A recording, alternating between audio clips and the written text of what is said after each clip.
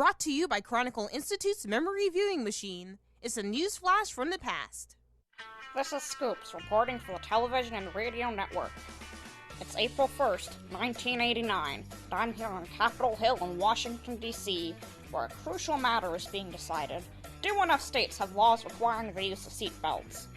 Here to discuss the matter with me is a man with so many degrees I can't keep them all straight, but most pertinently, a PhD in automotive engineering. Please welcome Professor Chronicle. Thank you, Scoops. Car manufacturers have been required to include seatbelts since the 60s, right? Yes, but unfortunately less than 20% of people have been using them. That's ridiculous. They keep people safe. And that's why the government is trying to pass these laws. But they've faced a lot of resistance. When David Hollister introduced a seatbelt law in Michigan in the early 80s, he got compared to Hitler. Holy smokes. Aversion to following orders is the main force behind the opposition. I suppose that sort of thinking is what got Reagan elected. He ran on a platform promising less regulations, especially in the automotive industry. I guess now it's going to be even harder to get those laws passed. But not impossible.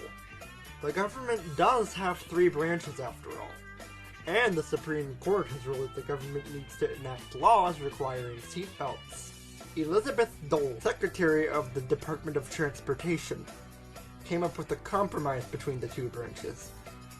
She issued a law in 1985 requiring companies to install driver's side airbags in all new vehicles unless 2/3 of the states were to pass seatbelt laws by, well, today, April 1st, 1989.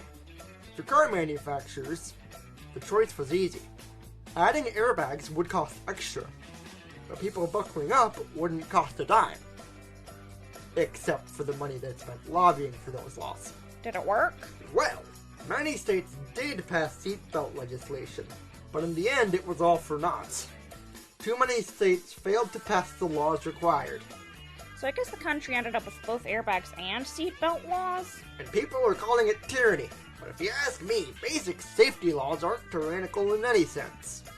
And failure to wear a seatbelt doesn't just put your own life at risk, but the lives of others as well. For example, if a driver isn't buckled in, they could slide out of their seating position on a slippery road and lose control of the car. Or the passenger in the back seat who isn't wearing their seatbelt could be thrown forward during a crash, which could harm a front seat passenger or even the driver. You know, people like this really make me want to say words that aren't fit to broadcast. To be so stubborn that you would put other people's lives at risk. The next time I have to cover a story like this, I think I'm gonna lose it.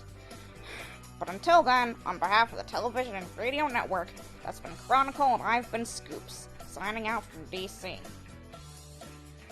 Of course, keeping yourself and others around you safe is very important even today. Whenever it's buckling up with your seatbelt, wearing a helmet while biking, or other ways meant to protect you.